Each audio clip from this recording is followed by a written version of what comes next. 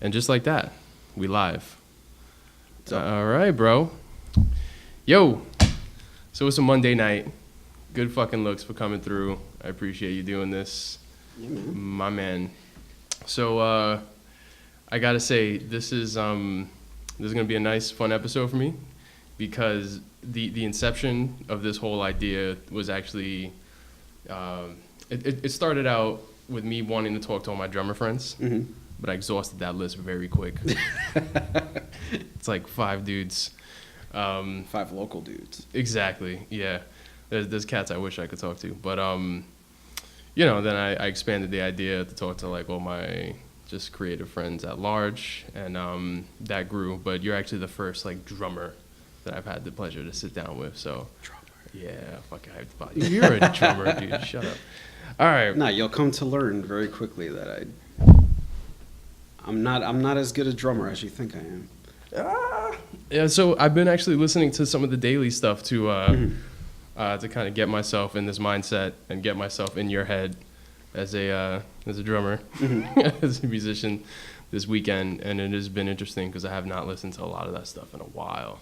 So I moved through the whole discography, and it's been fun, man. I'm definitely get into that, but cool.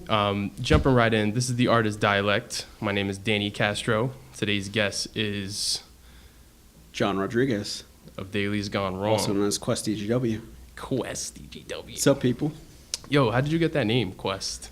This started, interestingly enough, back on the Bronx Underground message boards when there used to be a BronxUnderground.com. Oh my goodness. And I'm aging myself very much right now because you have no idea what the hell I'm talking about. Yeah, I don't remember that. You have no idea. Yeah, that had to be around 99. Yeah. 2000, 2001, around that era. I was still bumping Limp Bizkit. Yeah. So the message board back then used to be a very volatile and interesting place. Sure. Yeah. Where people just took stabs at a lot of people. And, you also had bands and everybody, promoting, and it was wild. It was a good time. It was a good time. But yeah, my handle was just Quest Quest? DGW. Oh my god. Do you get confused for like Questlove a lot? Do people make that comparison? No, it What? was more related to Johnny Quest. Oh, okay. Yeah, my girlfriend was just saying Taken that. from She was Less like, Than oh Jake. My God, it's like Johnny Quest. Yeah, taken from the Less Than Jake song. I'm kind of disappointed that like nobody's made that comparison yet, though. Questlove? Yeah. I don't have a fro. I mean, I have a lot of hair right now, but it's not froed out. You can't see that with the hat on. Yeah, man.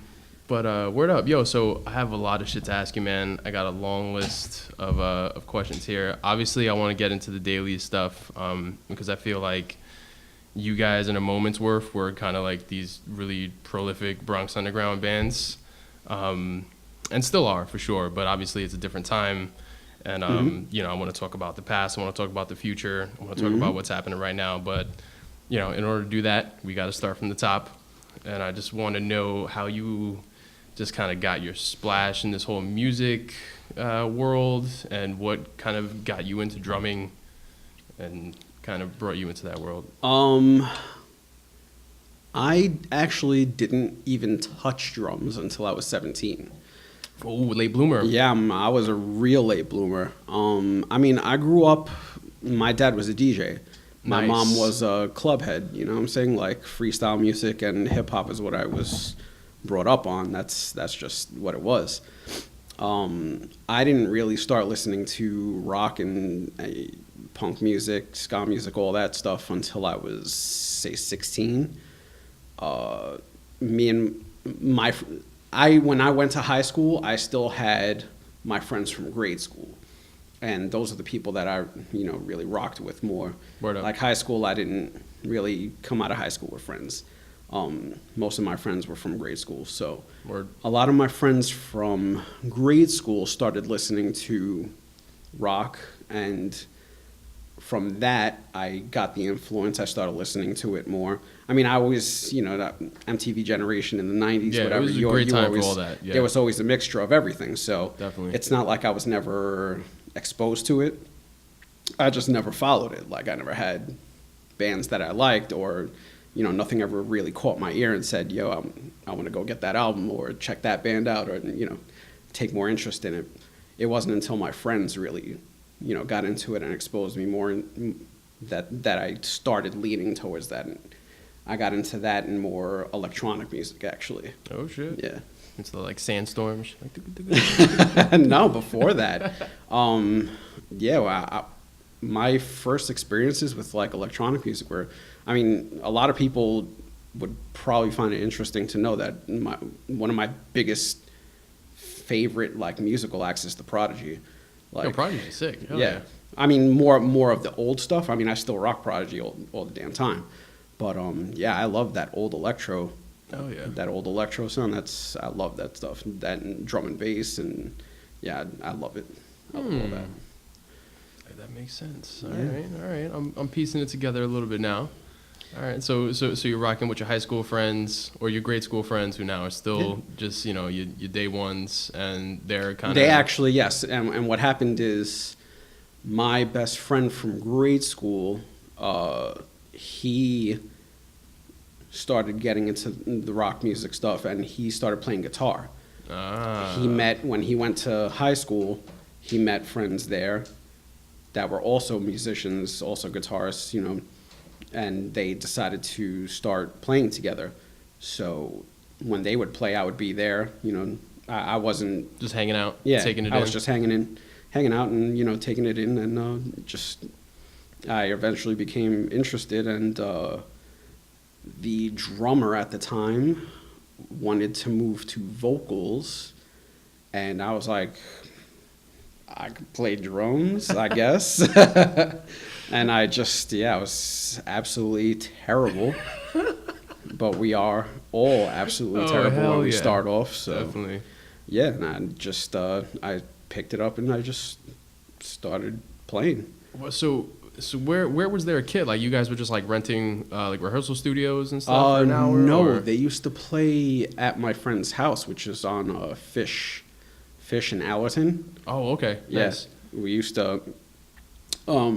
They had the drum set in the corner, and Wow. little practice amps, single speaker practice amps. Super fortunate, yeah. Yeah, and they started playing there, and then I joined in. Wow. Yeah. So you started playing like on your boy's drum set. Groove percussion. Yeah. Terrible drums with these terrible. I don't even know what, like, these cymbals were just like so bad that when you hit them, they would make dents in the cymbal. Like, the metal was just that terrible. Yeah, it was quite the experience when. But I mean, starting off, I mean, exactly. Starting off, it was interesting. Right. Yeah, it was like when I got my first set of like Sabian B8s, I was just like, this is the greatest thing ever. 'Cause it was just so much different than those like flimsy cheap cymbals. It was great. So, damn. All right. So now you're rocking with your friends, just doing like the kind of garage jam type stuff. And when did you actually get your first kit? And how does that work out? Because you grew up in an apartment, right? Yeah. So much like this one. I know. Yeah. So right now we're in an apartment on the 20th floor. Co-op City. The Coop. And it's pretty much impossible to play like acoustic drums in an environment like this. Yep. So when I was younger, I was telling you I actually got evicted from one of these apartments because of tickets. It was a different time. People in the late 90s and the early 2000s were much cooler, but it just takes that one neighbor. Mm-hmm. So they don't mess around. Yeah, I mean, they will complain on you real quick. So which is why I was saying, I was just like, I can't believe you get away with it. I still get away with it, son. Well, now, but yeah, no. But yeah, so how did you get your chops up in those days? Like, how were you able to play, and what was like the first like kit that you bought with your own money? Where were they? Like, how did that progress happen? Same house. what eventually happened is we went from his room to, because his aunt, my friend at the time, his aunt lived in the basement apartment. She moved out, so he was like, Nice. "Mom and Dad, I'm taking the basement apartment." So one of the rooms we would use as the practice room. Yo, So so fortunate. That's yeah, beautiful. my first set was a Tama Rockstar, Yeah. light blue Tama Rockstar. I loved that kit. That kit it lasted me a long time. That's kind of like Tama's equivalent to the Pearl Export, right? Yes. Nice. Yeah, Those are good very drums. very equivalent. I mean, those were the drums I played on Never a Hand to Hold. Right. I mean, not Never a Hand to Hold. The first two albums, Never a Hand to Hold, is when I You got the changed up. DW? When I got the DWs, Ooh. yeah. Yeah. But the first two, yeah, those were rocking the Rockstar. Nice. Die is on the Tama Rockstar. Yeah. I remember actually. So you guys have a music video out for that song, Mhm. right? That's actually. Oh yeah, it's in there. It's in the music video, right? Yep. That's the first time I heard of you guys. It was one of my boys. He was like, "Yo, you gotta check this band out," and I was like, "Oh shit, this guy's Yeah. doing some serious stuff right here." But yeah, I bought that set when I was 19, I think. Yeah, it was like a year, because then I had to. I saved up a little money, but I was fortunate because my grandmother, who lives in Florida, she blessed me with some birthday money. And Drums I was are like, expensive. those Drum- were, if everything I about it remember is correctly, those were $750, I think. And that was with the cymbals. It was like a deal That's or a whatever. really good deal. Yeah, Nice. for that set. So the I shells, was just the like, hardware, I and had to everything, jump too? on it. Yeah, I had to jump on it. Oh yeah. I was like, that's such a good deal, and she provided a good amount of it. My godmother, who lives in North Carolina, she gave me some money, and yeah, I just pooled it together and saved up and got Beautiful. it. Beautiful. I was started my drumming career. Hell yeah. Yeah. So these guys that you were jamming with, was that like your first band? Like this is pre Daly's, or Yes. was it some of those guys It still? was called Driven to Distraction. Driven to Distraction. Yes, that was it was interesting because it was we had my best friend from when I was younger who was into grunge, like heavy. Word. Like his Nirvana was like his grail. And then we had my other friend Sean, who was in Duluth Society. My other closest friend, best friend, left me for Florida. Damn, son. you did them like all other Yeah. New Rican Hispanics do. They just go right to Florida. Yeah, well, I mean, he was more punk rock influenced. Like his grail was Green Day, you know. Nice. So I just started playing, and we had like that band was a mix of like these grunge and punk influences, and you know it was just And then it was with terrible, the but it techno was, beats and keeping everything upbeat. No, actually, I wasn't in. The electronic influence never really worked its way in. My drumming doesn't work like that. Like my head when I'm playing drums, it just doesn't. It doesn't work like the electronic stuff. It's yeah, no. But yeah, it was just that band was just terrible, and you know, all of us were getting our chops and started playing. Like we all and- do, man. Yeah, Yeah. like we all do. I was in a band called Silence the Martyr. Mm. Those are my boys. Shout out to all those guys. Yeah, basically same situation, you know, like kind of eclectic musical taste, but still like very angsty, just like punk rock, hardcore, and all that stuff. And yeah, just kind of breaking your teeth on the pavement and playing shows and sucking in front of people and Oh yeah. you know. Oh yeah. Um, So you guys didn't. This is where the Bronx Underground, you know, first got its legs. Is we used to have to deal with this freaking promoter. His name was, I don't even want to say his name. It was Nicky, but you know, I want to say the full name. no love, no But love. yeah, he just took advantage of people. Of well, course. left and right. Yeah, It was happens to it a was lot of us. he ran this club called the Blackthorn. If you tell Yeah, him, I know about the Blackthorn. yeah. Well, you know about the Blackthorn in Queens now, Yes. right? It's the same owner. Oh. You have to understand when because we actually, after we took our three-year break or whatever, we started playing shows again.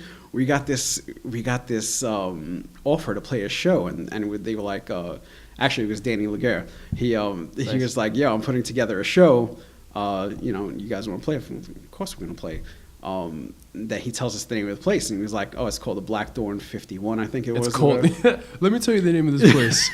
He was like, "Yeah, the name is the Blackthorn." And we would, like, me and Joe were sitting there, and we were just like we kind of looked at each other, and we were just like, so we So we're pull coming up to full this circle place. right now. No, bro, we pull up to the place, and sure enough, it says Blackthorn 51, and the guys get out the van, go inside. Wait, Like, you guys agreed to the show before you even knew like where it was gonna be? So the day of the no, show. no, no. you're trying- We knew the name of the club was that, but we were like, it can't be. Oh, okay. We were I like, see. it can't be. Right. Because this guy had, the club was in the Bronx. It was in, I forget which area it was. I didn't know that. I didn't know that it was originally from the same owner in the Bronx. Yeah. That's cool. They went inside, and Joe came out with this look on his face, and he was just like, bro, it's the same guy. Wow. It's the same guy. And we were just like, no. After It was a like 3-year full hiatus, huh? circle moment. No, I mean we hadn't seen that guy since we were like 20 years old. 19 years. Me, because I'm older than everybody else. I'm the old man. Oh, But wow, I didn't know that. yeah, man, I'm ancient. But yeah, I mean, these guys were. I mean, when I joined Daly's, I was 18. These guys were 15. You know what I'm Okay. saying? So like, yeah, it was. It's it's not that large of a gap, No, but it's at really that not. time when you're like, freshman in high school and you're dealing with somebody that's Underage. yeah, Yeah. It's like, oh man, we can't it's a play little this bit of a bar on gap. the weekend because you don't have an ID. Yeah. well, that's the I've thing. been to those We- days, yeah. all ages shows back then were the deal. Uh-huh. Yeah, that was always the struggle with us is being young kids. It was hard for us to get booked on the Bronx Underground actually, so I would book us in like clubs in Brooklyn, and like I would be talking to these promoters and they wouldn't know us from the hole in the wall, and then we would show up and they were just like, "Oh shit, we booked these kids." But we got in. We would always play. People would give us drinks and it was totally illegal, but it was good times.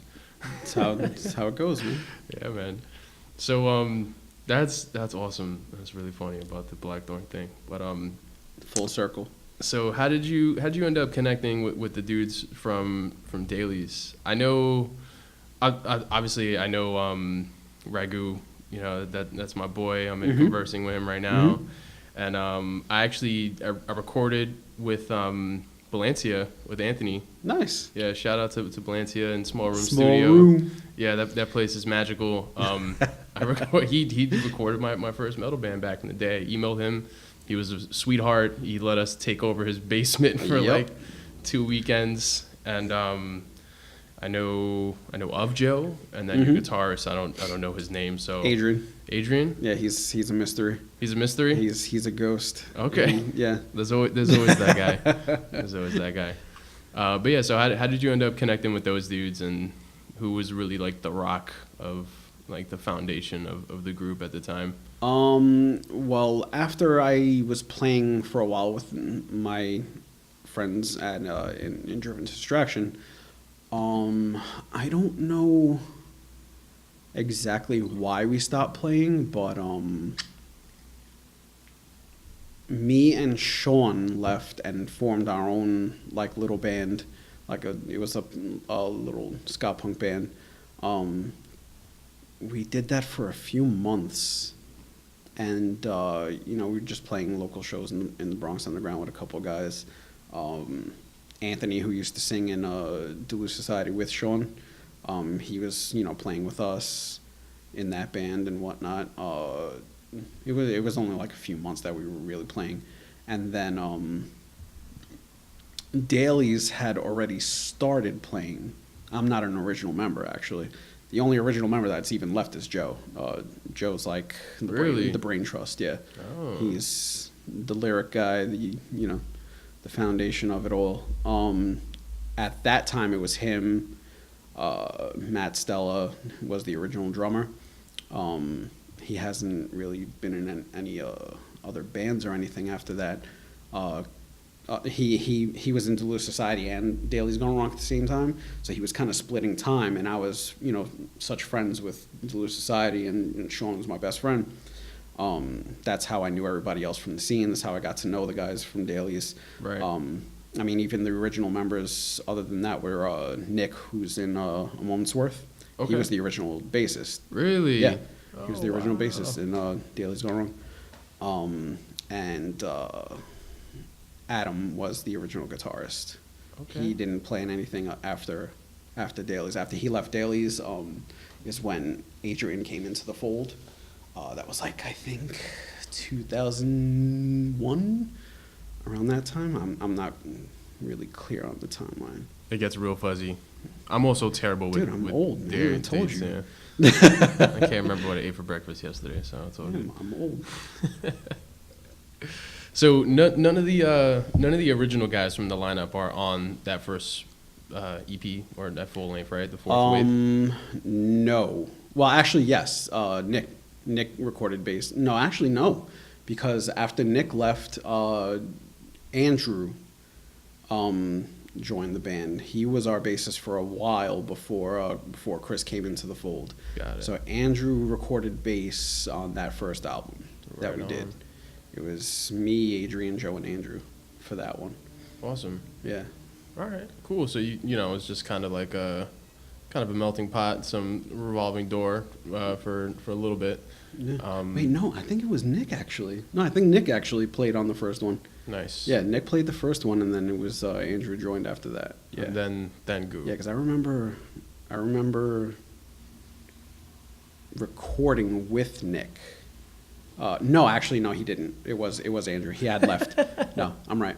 Cool. Yeah, because we recorded with Nick actually in his room. We had the drum set in the corner of his room, like against the wall. In Music It was Unlimited, like, huh? No, No? in Nick's room. Oh, in his act. Yeah, his if you listen bedroom. to that, like yeah, dude, it was punk rock to the core, man. Yeah, it was. If you listen to the secret tracks on the first album, like that's outtakes from recording in his room, and his Nice. dad Vito, who we used to laugh at because he used to get so angry with him, like, you're making so much noise. Oh hell yeah! Yeah, I could only imagine what that sounded like on a regular day, man, in a house. Jesus Christ! You guys record all that stuff live as well, right? Or most of the instrumentation you guys recorded live. No, not together, not playing together live. Nick was good enough with recording that we were able to do sessions. Multi-track? Yeah. Nice. Yep. All right. Sick, man. What was live and still astounds me to this day is Exit Where You Belong, where I did straight takes. Nice. Those songs are straight takes. Those 6.5 minute songs are straight takes. That's really good because It's insane. I don't know how the hell I did. I don't know how I got through that. it's I just don't. the moment, man. You just Yeah. you're in it and you don't want to let go. Yeah, Died I Die was a straight take, man. That's really good, man. Shit, that puts a new spin on it when you listen to it now. Like I hope people that listen to this will go back. And Yeah, listen no, to it and I be like, marvel at that to this day. I'm just like, I can't believe that we did all that in like straight, just balls Yeah. to the wall, man. It's really do or die. And then if you mess up like 3 minutes into Back to the beginning. Yep. Right back to the start. Yeah, that's how my band Baychester recorded our first 2 records, and it was pretty grueling. We so we would do full band takes, so sometimes there would be like, throughout this 9-minute track or whatever, like my boy Spank has a killer guitar solo, and then the pressure's just on. You're like, oh Yep. fuck, like, I'm in the fourth quarter. Can't mess this up, yeah. If I do something stupid now, they're gonna make me live with it. Yep. And then you inevitably do something stupid, and then you live with it. So yeah, See, those are, but that works for like groove stuff like that you guys do. That works. Like you want that to come through in the live environment. Like yeah, there's many mistakes that turn into beautiful. yeah, man. It's like Beautiful I mean, things, one of my yeah. favorite bands is RX Bandits, and they Oh hell yeah! they did They did record live live. takes, man. That was their thing. Matt, if you ever go back and listen, like read interviews about their recording processes, he's like, yeah, those are live takes. He was like, if you can't play it live, then why are you gonna play it? You know? Word up. Yeah, I hear that. Yeah, I mean, we're trying to do it again with our next record, but we're also trying to do a little bit smarter. Well, I mean, we started writing shorter songs, so we don't. Oh yeah, it's our like freaking 6-7 minute epics are down to, you know, like the newest stuff that we're working on now. It's like 3 minutes, and we're like, oh, there's a cakewalk, man. 3.5 minutes. What? Yeah. Feeling good, man. Yeah. Feeling good. Cool, man. So,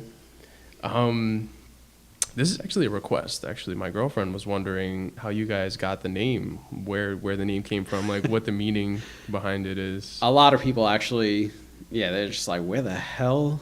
That's funny because I didn't think of it at all. And she was like, "Are you gonna ask him where the band name came from?" I guess so. Oh, yeah, I guess so. Yeah. Well, Matt, who was the original drummer, his cousin was Dennis Daly. They all used to, you know, I hung out with Dennis and them back then. We all used to play, you know, GoldenEye and Euro. Smash Brothers and all that stuff. Excuse me. Yeah, and he was the cousin of Matt. His name is Dennis Daly, and it was just part of the group, part of, you know, the Chill crew. And Joe would actually be the better person to talk about, like, because he came up with the name. It was his brain trust, but it was just basically making fun of Dennis because he was just, you know, like a klutz or something. No, he just like he had no will to like better himself. He just, you know, just smoked himself into, you know, just every night just doing nothing and playing video games, and, you know, Daly's gone wrong. So yeah, so that's how it came about. And you know, he kind of felt bad afterward because he didn't want Dennis to feel like, you know, he was really attacking him or being a dick to him, but it just stuck. And it, you know, back then it was a ska punk band, so it was like, you know, it's a very ska punk name. Yeah, it's very that could definitely slip most people's minds. Like, I don't know. I Yeah, never thought of it. nowadays, I was like just you say that name and you're just like, you know, like what you don't know what to expect from a band name that, you know, it's like, the hell. Yeah. So it was born of a good friend's lack of inspiration. Yes. Yes. Great. I love it. Shout out to that dude. Yeah. Mr. I Daly. haven't seen you in, I don't know, 15 years, Dennis. Oh man. Yeah, it's been a while. That's what's up though. His name is immortalized. Yeah, there you go. Oh snap, we man. carry the banner. All right, so you know, we got into talking about the fourth wave a little bit. Mm-hmm. You just said that all those drum takes on Exit Where You Belong are live. Straight takes. That's pretty incredible. Yeah. That record, that's more of like an EP, right? It's on Yeah. How many tracks is on there? Like 4 or 5? I think it's 6. 6? Okay. But again, the freaking epics of, you know, 6.5 minutes, so it feels like it could almost be a full album. You get your money's worth. Yeah. Yeah. So I definitely want to talk about Never a Hand to Hold. I remember when that record came out, that was I know it was a big deal with a lot of my friends. I was kind of like a late bloomer in the sense that, like, I was really into my own things, man. I was definitely a music head, but I didn't come on to the scene until like later on. It was again all my friends in high school just like, yo, check this out. Mm-hmm. And one of my boys had that record, and he let me borrow it. I burned it onto the computer, and remember Stole our music. It's all right. Yeah. I got the copy now though. But yeah, dude. So I remember like my first reaction was just like, holy shit, like this kind of stuff is going on in the Bronx. Like, this is really cool. And then I also didn't know like what to make of it, because you guys, I feel like on that record, kind of Daly's has this formula, like if you've never heard them, that is very it's very eclectic. Like, they do a lot of field changes. It's hardcore with like ska and punk and like reggae, and there's like these beautiful melodies, but then it can turn into like Chaos. chaos breakdown. Yeah. So I remember, like, you know, my initial like reaction was like, I don't even know what to make of this. Like, Nobody did. It's That's fucking, yeah. it's awesome though. So yeah, like can you talk about like how that like formula kind of came about? Like whose influence was that? Like whose idea was it to kind of bring all these kind of elements to the fold, or was that something that just kind of happened naturally in the songwriting? I mean, the fourth wave was again, it was just heavy ska punk influence at that Right. time. It's a little more straightforward, a little more just like Yeah, exactly. I mean, you still had the hardcore influences Definitely. going into there because it was more than just the ska punk. You definitely had the breakdowns and stuff like that going on. You know, one of our favorite bands, and still to this day, is the Suicide Machines, where we took a huge amount of, Okay. you know, influence for that record. You know, Link 80 and ska punk bands of that era.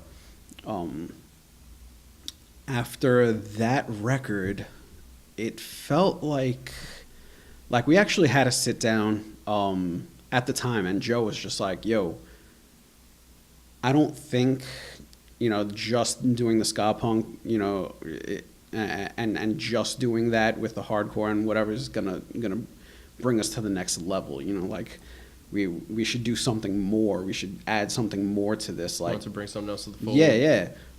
Like there's more inspiration to draw from, more, you know, music that we can create than just what we were doing. And I mean, we were touching on it a little bit, you know, by adding. You can like there's definitely a, I mean, not to the normal listener, but you could see the songs that were written with me and without me on those records, because you know, you have the really very straightforward ska punk songs that were before I joined, and then when I want to say like 3 of the songs were written after I joined the band, like 3 or 4 of them. And that's when, Very interesting. yeah, when I joined the band is when we started really experimenting more with the hardcore influence and putting the breakdowns into the songs and stuff like that. Because I played, did Matt? I don't think Matt really played double bass back then. But yeah, I mean, I didn't either when I first joined. It was just single pedal, and they were like, "Yo, you should get double bass." And I was just like, and I was like, you know, that's expensive, right? I was like, you know, I'm from, you know, I'm not that rich. So, but yeah, eventually got a double bass, and we started working on more of the hardcore influences and stuff. So Yeah, that will definitely open up a lot of doors in the hardcore realm for sure.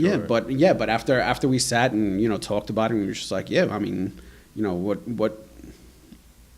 ideas do you have? Because really, when we're writing songs as a band, since Joe's like the lyricist, like he comes up with a lot of the structure. So he'll come in with the basic structure for the song. You guys like this? Do you guys like this? Do you guys like this? A lot of times he has it already in his head because he's just a great writer like that. Like he can write, and we just mold everything around it. You know what I'm saying? Like he comes in with the basic structure, and we sit there and, you know, all right, play us what you got. So he'll play it. All right, that's cool. You know, do you want to try it this way? Do you want to try it this way? You know, where do we want to go with it next? So he used to work a lot with Chris on writing stuff. Like him and Chris used to sit and for hours and just write and, you know, come up with song structures and stuff like that. Nice. But yeah, and then they'd bring it in. Check this out. All right, what do you want to do with this? Where you want to go with this? You know.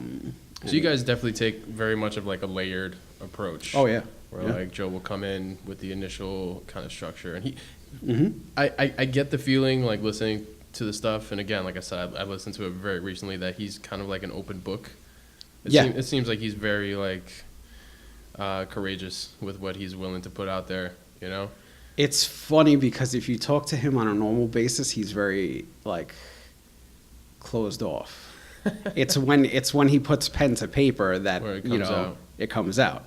Right. Like, I mean, me being friends with him for so long, like, you know, we have those conversations, those deep conversations. Like, but if you're not, you know, close to him or whatever, he can like, he doesn't show you that side until like you get to really know him later.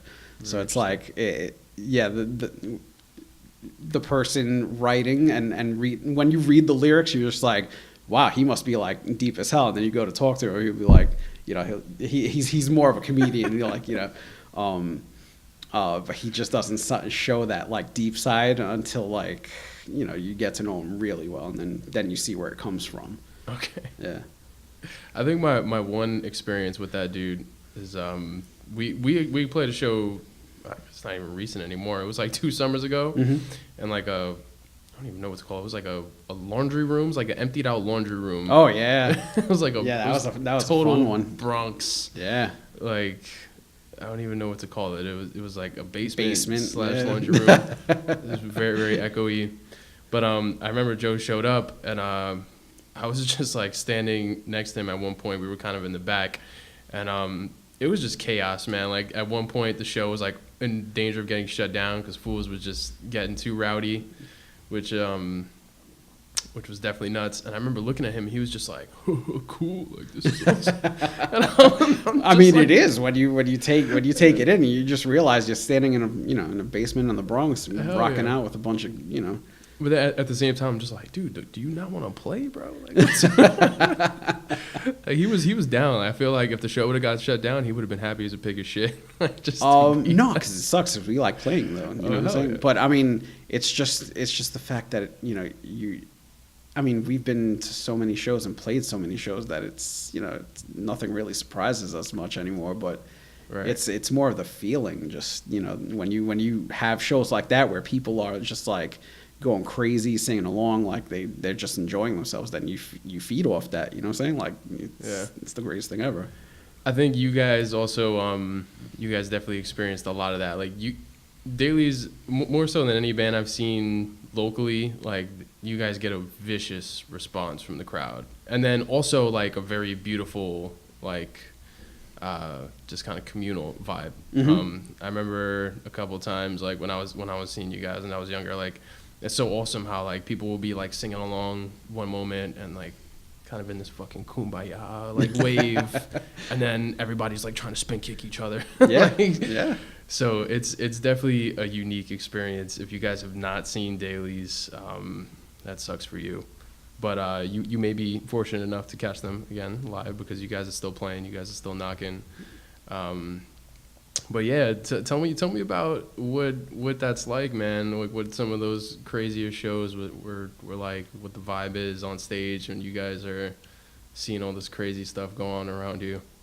Well, I mean, that goes. You have to understand it didn't start that way too, either. Of course, yeah. Because I mean, we had high energy shows and whatnot, but when you're playing in the Bronx, people got used to us really quickly because we played so many shows, and there was a real platform for it back in that day too. Right. We had the platform, we had the crowd, and thankfully they liked us. We played well enough to build up a following. But when we played outside of the areas, like, again, it goes back to that, like, there'd be those shows where people are just like, what is going on here? And we don't, like, at the time, we didn't know whether it was like they're enjoying it, but like they don't know what's going on, so they're trying to wrap their head around it. Yeah, they just give you that, like, kind of. Like, no, I mean, yeah, because it wasn't like people would leave because they couldn't understand it. It would be like, I can't understand it, but this is really interesting, and they're playing it really well. So it's like, let me try and understand what's going on here, because there wasn't a lot of bands that did that stuff back when we were starting to do it. I mean, there were bands that made it quicker and made it more popular than we were, because we just didn't have that promotion and a record label behind us. But yeah, like a lot of those songs we just play and people would just be standing there and just like and then there are the easier parts to get into, and then you start seeing people moving, dancing around, and then you have the breakdowns, and the people, those people waiting for the breakdowns, and they go crazy. So, yeah, it's been a lot of dangerous shows. I could only imagine. if you see some of the older videos on YouTube of us playing, like you can see when people just go crazy. Right. I mean, that always feels good for us. I mean, it's great to feed off that and get, the energy from people, and it's good knowing people like the stuff you made. You know what I'm saying? Like, For sure, yeah, for sure. I think I remember one of my favorite shows that I was watching you guys at was The Point back in the day. That was awesome. Yeah. Yeah, because so that place is still around. They're actually kicking. I work not too far from there, and we actually just got lunch catered from The Point today, which is kind of ironic. But Wait, they make food there? yeah, they cook in that kitchen. What? Yeah, we used to stick your drums and all the amps and stuff. Oh, yeah. shit. They cater some badass food over there. Dude. Really? Yeah. That's interesting. Yeah, man. But I think they only did like 2 shows there, like 2 or 3. Yeah, it wasn't a very long run, but I remember That the was a shows very were good place pretty to do it, though. sick. That was Yeah. a good place. Everybody was on the floor. It was just like ground level. Yeah. Very very awesome vibe. And, Yeah, that room was nice too. Like the sound system was good too. We were really impressed. We were like, when we played that show there, we were just like, oh, this has potential, man. yeah, and everybody can kind of like crowd around and be like right up on you guys, which is cool, man. Like I remember watching a lot of bands play at that venue in FLC and just being like, cool, like that's what I want to do, man. Like this Well, this is FLC where made it's you at. feel like a freaking star, man. Just with the amount of people that would come out to those shows, whether it was for you or not. Like you just had 300 people at minimum Yeah. per show. You know And what I'm saying? they're all Like going bonkers. where the hell? Yeah. Where the hell else are you gonna get that? Mm-hmm. Which that surprised a lot of people. Whenever we went on tour, and we would tell people where we're from, they're like, "Oh, the Bronx." Like it kind of seems the Bronx, and we're like, you want to see? The Like, dopest. yeah, we're gonna pull out the YouTube videos and show people, and they're like, "What? Yeah. That's crazy!" Yeah, I'm just like, yeah. I mean, shouts to Anita and Adam and Dave for all that work they did back then. Like, Yeah, man. everybody else that was involved and helped and just got that going. Yeah. Like that was an experience that nobody else could even understand. Yeah, we are all very, very fortunate to have been a part of that in some way, shape, or form. Whether you were one of the bands playing, whether you played a bunch of times, you played once, or whether you just went to the shows like regularly. Like it was definitely a special thing, and you're definitely not the first person to say that about like, kind of going off over yonder, and like outsiders being like, what, you guys have a scene in the Bronx? Didn't, and like, you would not understand unless you came, or unless you were shown. Right. Yeah. So I was actually, I'm jumping ahead, but you touched on it, and I was meaning to ask you like, what's your reception now, like, or you were talking about what the reception is when you guys play other places, and a lot of times just people kind of daunted and not knowing what to make of you. But now that the Bronx Underground, they haven't been around. There isn't a scene. I mean, there is a scene. It's just very, very different. We're definitely Disjointed. It's not as yeah. It's not like we don't have one home. not as much of a to kind community. go. Yeah. But yeah. So what's the reception like now when you guys play out, and kind of like what has changed for you guys since those days?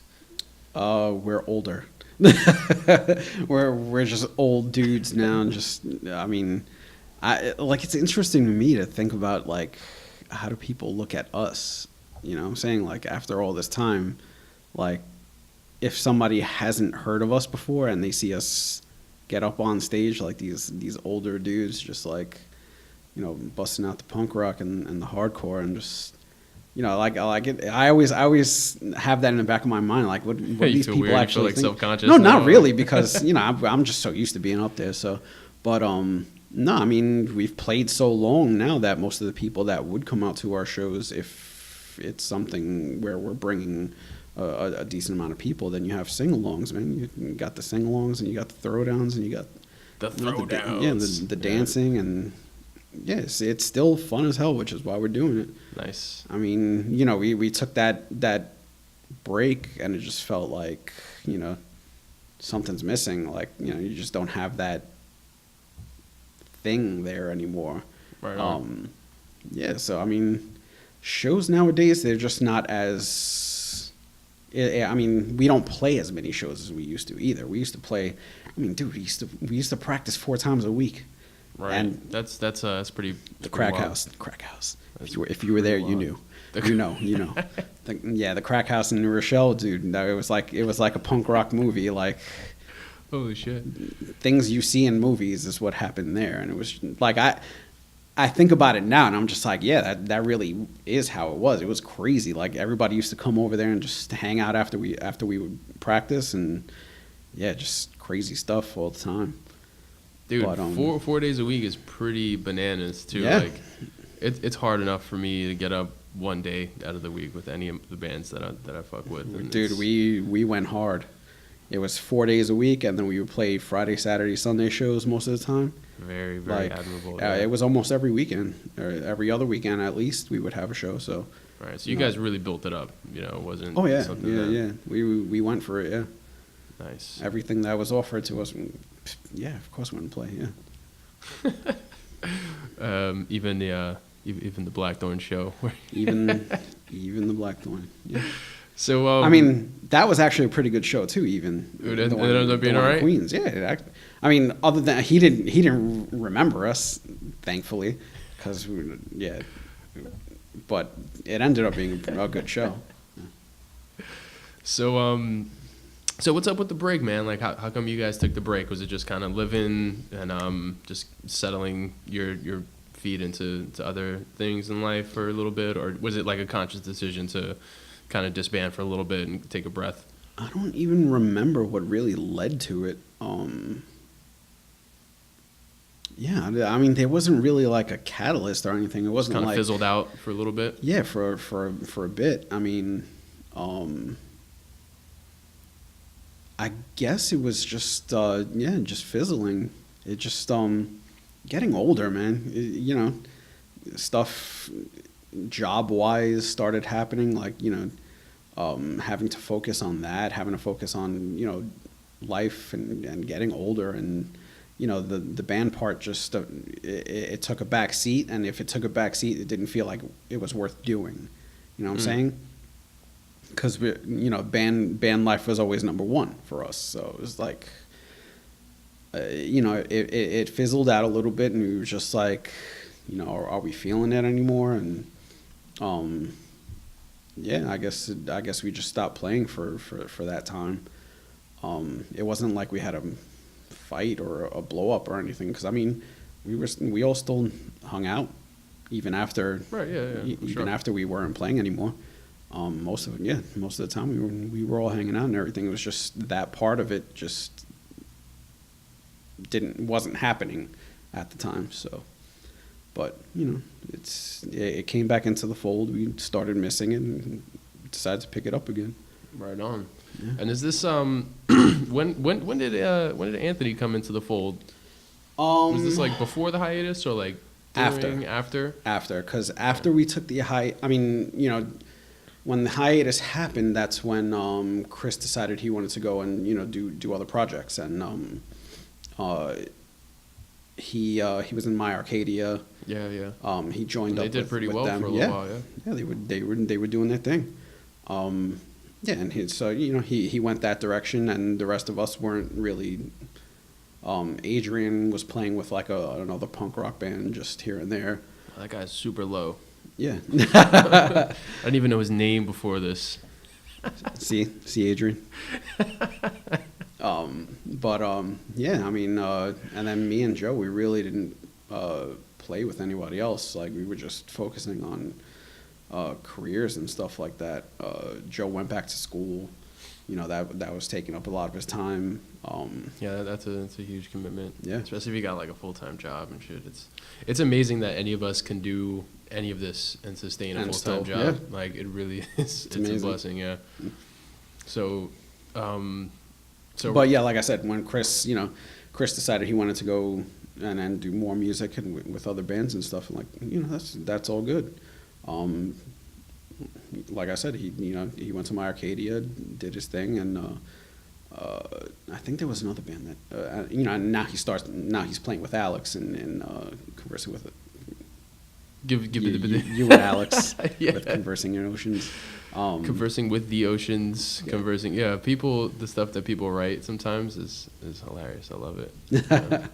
But yeah, so after he went that direction, I mean, when we got back together, it really was just me, Adrian, and Joe. Just like, really was me and Joe. He was like, "Yeah, you want to put the stuff together and just play a few songs or whatever?" Yeah, why not? We got Adrian back in the fold, and then So we didn't was- we didn't want to really take Chris away from what he was doing. I mean, we asked him if he was interested, and he just had his own thing going on. So then we invited Anthony to the fold. I'm sure Anthony was just like right there too. Like I know you guys recorded at Small Room, right? Yeah. Like, did you guys still spend like a lot of time over there? Like, was Anthony just kind of like Anthony's been our boy since forever ago. So I'm sure that was just like an Yeah. easy grab. Like he's like Well, he had to be interested. right. Okay. Thankfully, he was. So. Yeah, I was Yeah. about to say. Yeah. That's awesome, man. Yeah, I know the reason the reason I hit him up is because I heard the record that you guys had put out at that time was Never Hand to Hold, and I was like, yo, this is some really good quality shit. Yeah. I talked to Chris actually at an FOC show. He was like super cool. I was just like, yo, where'd you guys get this done? He was telling me about his boy Anthony Valencia. So I hit him up. I was also I was interested in Dave Andronico at the time, but I couldn't put up that kind of money as a 15-year-old kid. So I spoke with Anthony, and I was just like, look, man, we're some broke kids just trying to make this happen, and he did it for dirt cheap, and it was awesome. Like I said, he really took care of us. So when I saw that you guys brought him into the fold, I was just like, oh, nice. Like they got a real sweetheart. And I'd never seen him play bass until that show. Yeah.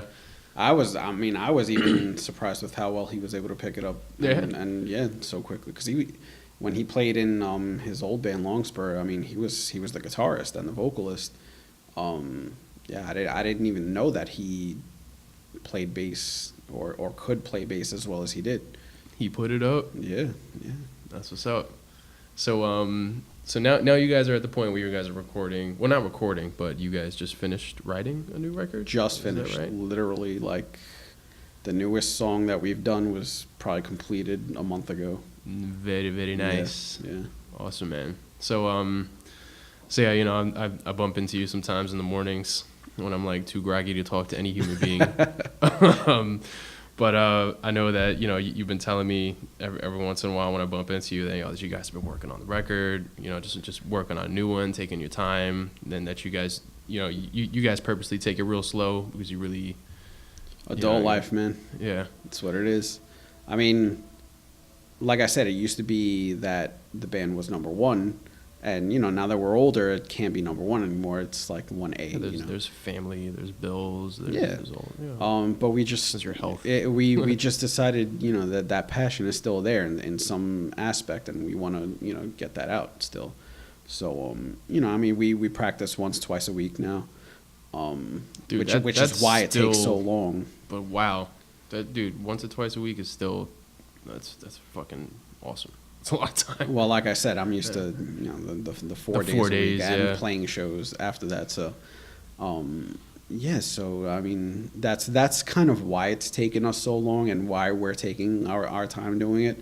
It's because those 2 hours that we get to play per week is when we're really hammering out the details and deciding what we want to include.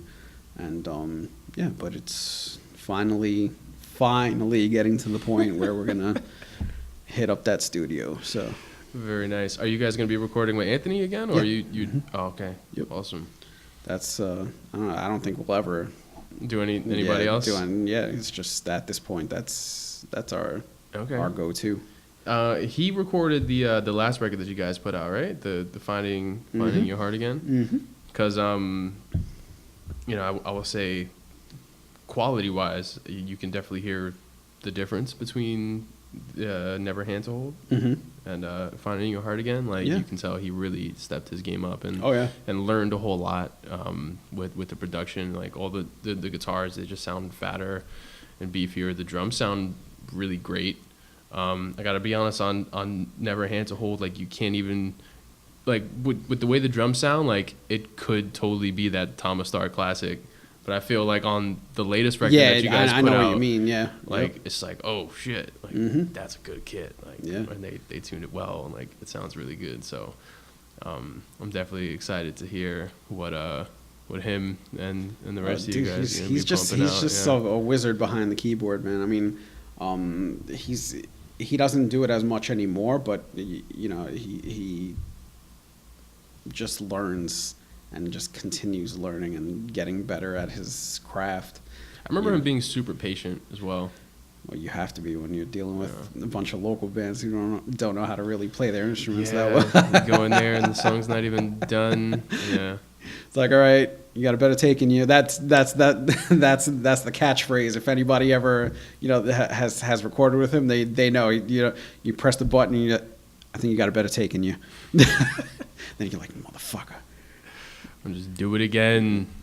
Me and my boy Mocha, he's been recording Drew's record, The Basis, and he's you know, he's really been kind of getting his chops as an engineer throughout recording our album, and it's a very fun, rewarding process, but it is also very very, very grueling in the sense that like Frustrating. yeah, it's so frustrating, and then you know when you're recording with your boys and people that you're so comfortable with, you know, like we're terrible to each other.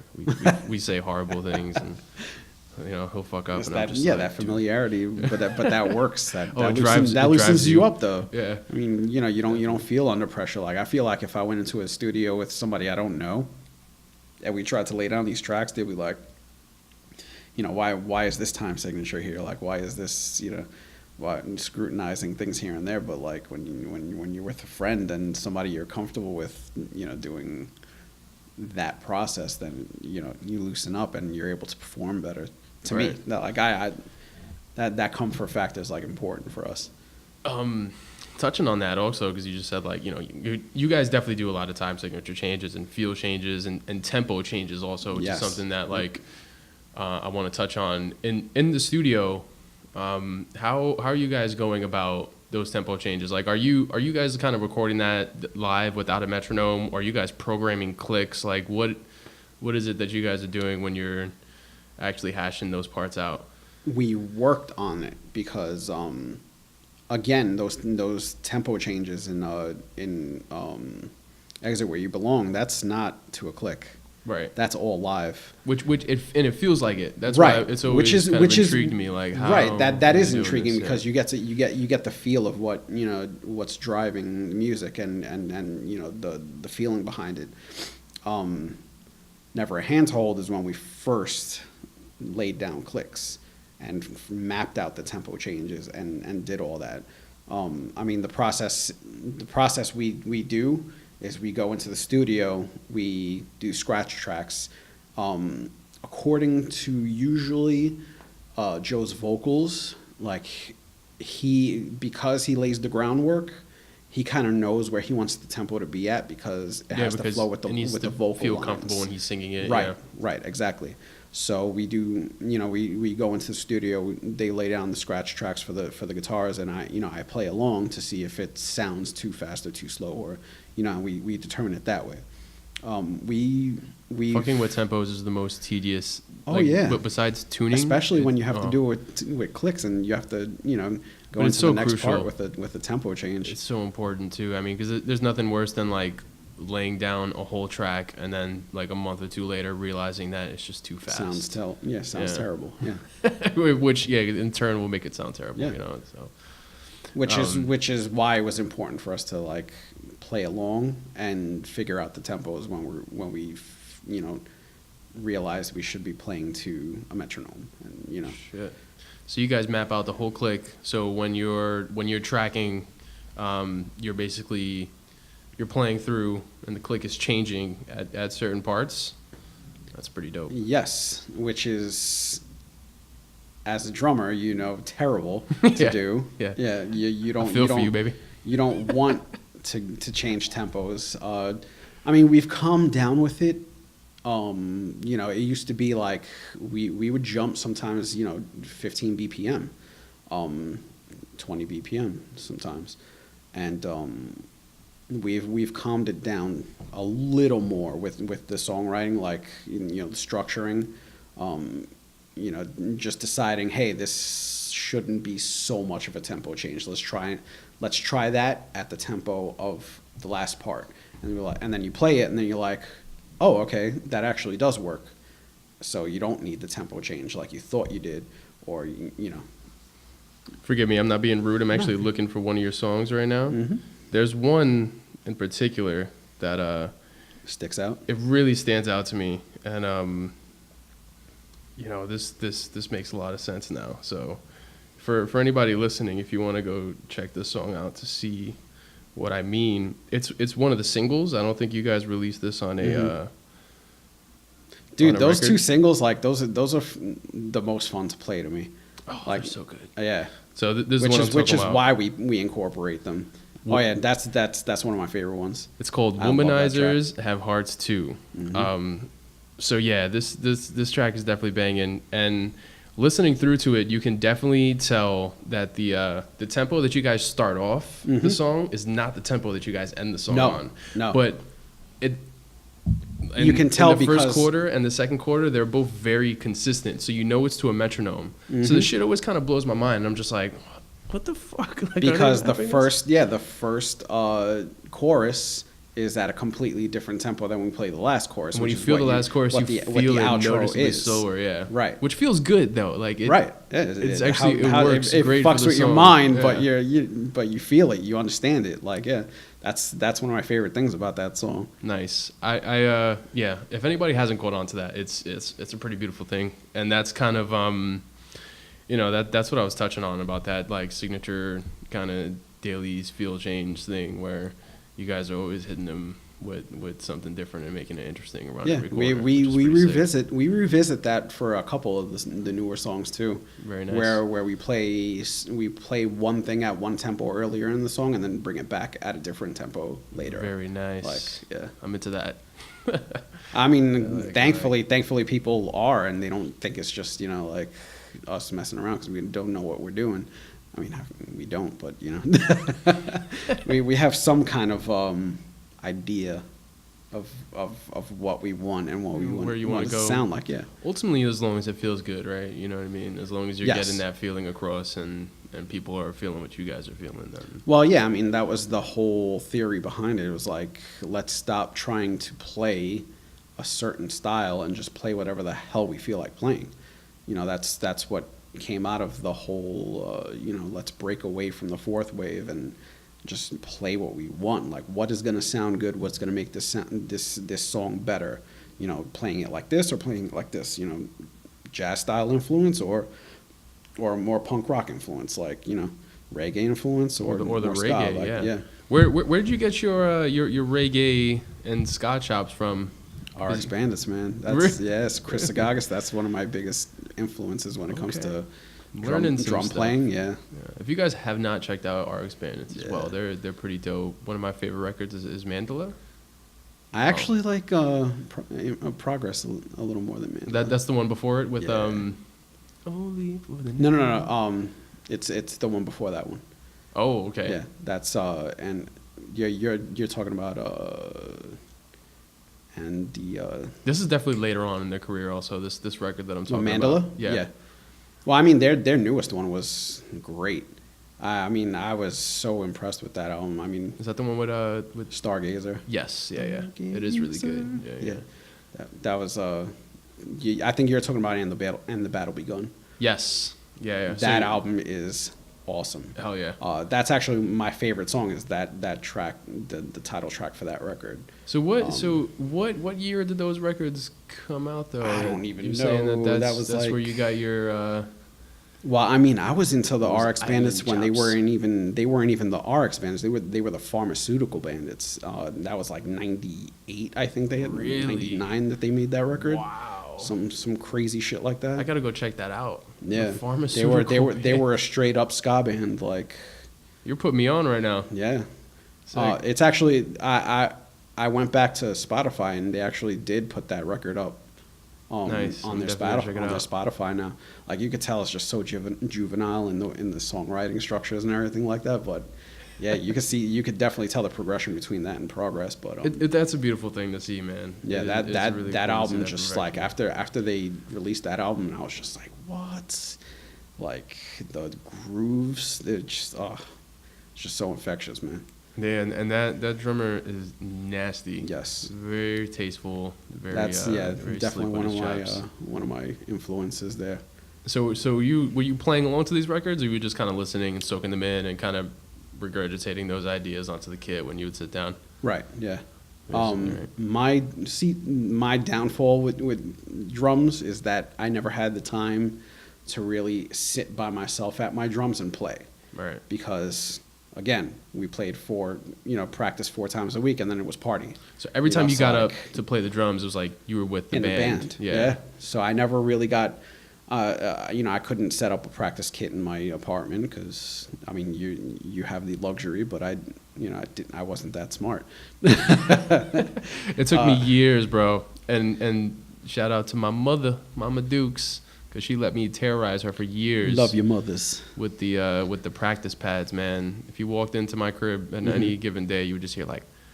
I mean, I should have gotten a practice pad set, but I just never invested in it. You were getting up 4 times a week with a band. What the fuck Right, did you need yeah. practice? So exactly. So when really would I be able to practice by Yeah. myself? Right on. So a lot of the chops that I incorporated were listening to records and taking those ideas and regurgitating them out onto the drums.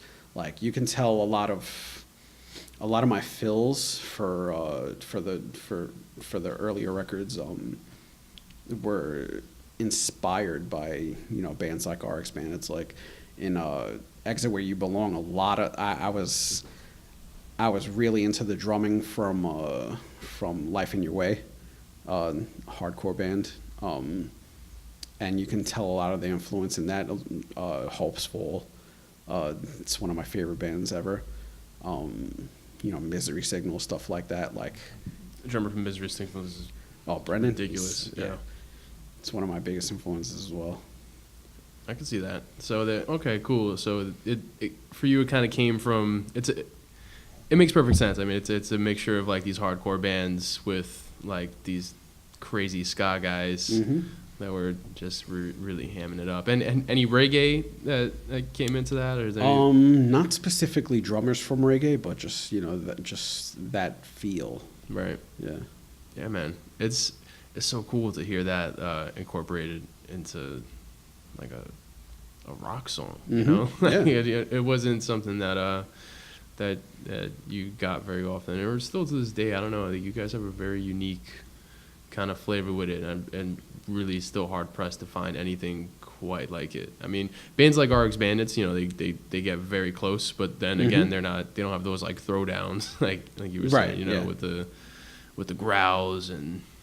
But even the other bands that were kind of similar in style to us, even back then when we were really working into that, like Folly, a lot of people thought we were like biting Folly, and we were just like, no. I mean, if you look at the timeline, we were side by side, and we actually got to play with them once, which was the greatest thing ever. Because I loved them because I got into that band when they released their first album, their first EP. What was it about those guys that people thought that you guys were biting? Because they did the ska and the hardcore. Ah, I see. They did the ska parts with the breakdowns. I mean, it wasn't as melodic as we did it. They went really abruptly from hardcore to like the ska parts and whatnot, which we did too. But it wasn't because of them. Right. We really just decided to do that ourselves. We didn't know about that band until I saw that they were playing shows, or because they're from Jersey, so I saw that they were playing shows with bands that we played with, like Big D and the Kids Table, stuff like that. We played with Catch 22, Streetlight Manifesto, and bands like that. Like ska punk bands, and we from being in those circles, we found out about Folly. And I was just like, yo, check this out. These guys are actually doing the same thing we're doing. Like, in the same vein, but they were signed to Drive Through. Not Drive Through. Was it Drive Through? No, Triple Crown.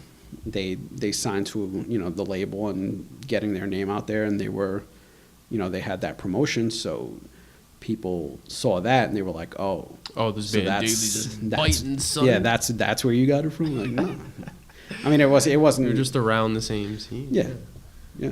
I feel like a lot of the bands at that time too, like I think it was specifically a Bronx thing, or maybe just like a New York thing, because there was some Queens bands I would hear incorporate this too. But there was a lot of like, how do I say, like reggaeton breakdowns, kind of. You know what I mean? Like, Well, there's the one main one, yeah, but I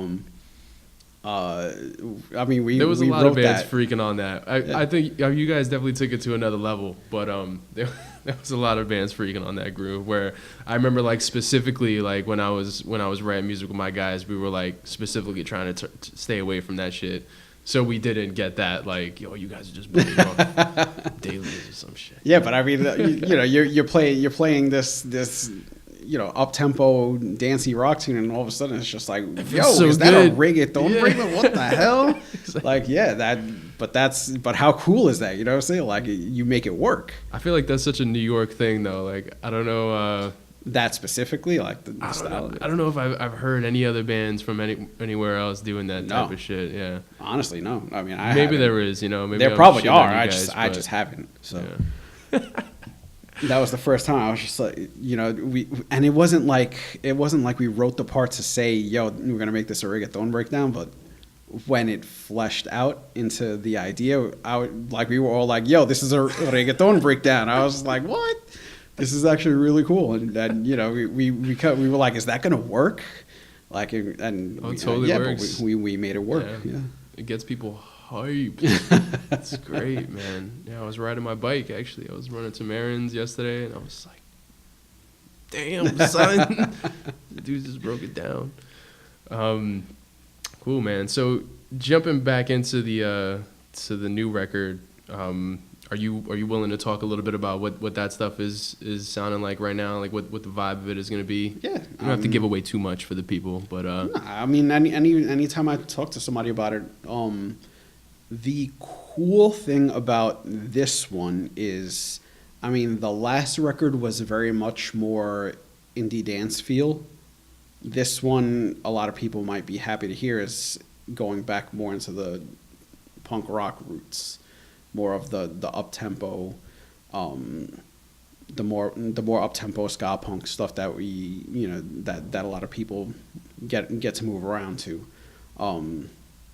It sounds like it's going to be a fun sound. It's it's very, very, very fast, very up tempo, and fun and sing along-ish like we always do. So, like, Joe's writing some real good vocal lines for these songs. Very cool. Yeah. Very, very cool. All right, man. So, what's next right now? I know you guys have any shows lined up. This probably won't come out till like late May. I gotta be honest. Right now. But throw it out there anyway. Nothing planned because we're gonna go into in the that studio. Yeah, guys are gonna be knocking it down. We always did that too. Like, usually when we're going into the studio, we don't want to book any shows anywhere near it, because we don't want to have to lug equipment back and forth. You know, schedule wise, try to figure out how that's gonna work. Blah blah blah. No, just block out the time, go do the studio, get it done, and then we'll do the shows afterward. Are you guys doing anything different this time in the studio? You trying any? We're still figuring it out, because Anthony doesn't have the full setup anymore. He sold a couple of his pieces because it's not his income anymore. He's got kids. Yeah. Or is it a kid or a kid? Yeah. Cool guy. I love Anthony. Yeah. So I mean, the focus was getting a job and doing that on the side. Thankfully, he still has the equipment and the ability to do so. So he has enough to get by, pretty much. Yeah, pretty much. Okay, very awesome. So yeah, we're just gonna have to block out the time and get it done. And I saw on Instagram, very very recently, you guys announced that the name of the record is "The Quiet You Keep from Company." Mm-hmm. You guys got a new graphic out. Shit is hot. Yeah, more of Joe's language and you know, just his vibe. That's all from him. So you trust him, right? Like you just Oh yeah, trust him, when it comes to the writing, I take a back seat. I mean, I put the grooves to it after, you know, we get the right on. the building blocks to the song first. I'm very much the same way. Yeah. Imagine me going up to Alex Bondurant like, yo, I got this. Hey, I great got this cool sing-along. idea. Yeah. The only time I ever did that, when I brought something to the table first before something was written, was how Emo is Key came about. Oh, word. Yeah, I was just like, you know, I feel like we should write something up tempo like this, and I started playing the, you know, and I was like, it was Adam at the time that was still in the band, and I was like, dude, just like play something along with this, and you know, we just started having fun with it, and that's how that song came about. Very nice. That was the one time it wasn't, you know, here's something I'm working on from Joe, and then, you know, building the song from that. Right. Yeah. It's cool too when somebody comes in with a strong with a song structure. It's almost like the drums and the grooves will write themselves. Like the structure already dictates like what is happening. Like you can hear your boy play the riff and you already know where your kick and snare is gonna go, or like you have an idea of where they can go. You know, like where they can. Yeah. Yeah. There's a lot of working through like what when that bass structure is brought into us, and you know he has the idea. It's like we'll do the bass along with the drums sometimes, and it's just like, you know, what feel are you going for? Like I'm like, you know, like I'll bring an idea and I'll be like, all right, I'm feeling this, like, and I'll start playing along with it. And it's like, you know, is that the kind of feel you're going for? It's like, no, more like this, and you know. You could tell that a lot of the sections that you guys write are very thought out too. Mm-hmm. Like sometimes when you guys will go and we work, you know, on it. If it's a chorus, like a dancey part, like it feels very natural, especially as kind of like a jammy musician like myself. Like I'm used to pulling notes out of thin air and just kind of and running. But when you guys go into more of those like structured like throwdown sections, it's like these dudes thought about this shit. Oh yeah, no, especially when it comes down to the grooves and stuff like that. Yeah, it's very structured. Like, that's not something that would just come out very tight in a jam. Yeah, exactly. Yeah, you can tell I'm not that jam type when it comes to writing these songs and whatnot. It's sick though when you get a curveball thrown at you, you're just like, oh my goodness, like. But I love doing that stuff. Like when we throw those curves, like I get excited about it, man. I'm just like, yeah, you know, the person listening to the song isn't gonna expect this, so let's work it in and find a way to do it. You know, find a way to make it sound good. Right on. So what's your like biggest challenge as like a drummer? Maybe playing live or writing or in the studio or any of that stuff. Like I know for me, I get very I get very excitable in some situations, and like my fills will rush the tempo. Oh yeah, we all do that. That's something I've been working on for years. Or like sometimes it's like you said, like you'll know like a curveball is coming, and like you get excited. I'll be so hyped about that part coming up that I'll like skip a verse or some stupid shit. Like I've just been playing for so long now that I've like. If you see older videos of us playing, you can tell like that adrenaline level is through the roof. Like we're playing things at like triple speed that we recorded it, like cocaine speed. It's wild. We don't do coke, but that's what we call it because it's ridiculous. But I mean, like I learned from going back and watching those videos, like, you know, I'm playing way too fast. Like, what am I doing? Yeah. I have to slow myself down. Like, I have to tell myself, yo, this isn't how you recorded it. Bring it back a little bit. You have to rein it in.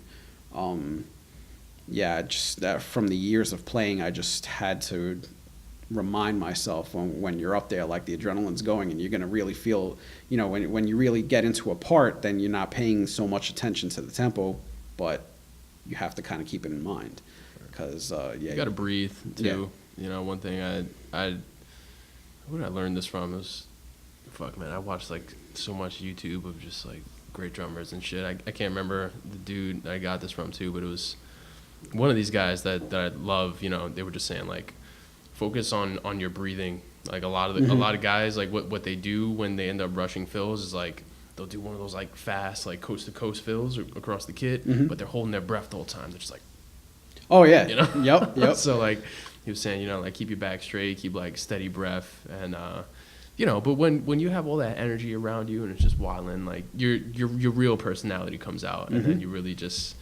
You know, people sometimes you throw that shit out the window. You know, you don't care what you look like. You're just your tongue's out. You're sweating. You're making all these silly faces. Oh yeah, people used to comment that all the time back then. When you know, I not as much anymore. I mean, I've worked myself into neck problems here, dude. from moving around so much. Like if you did.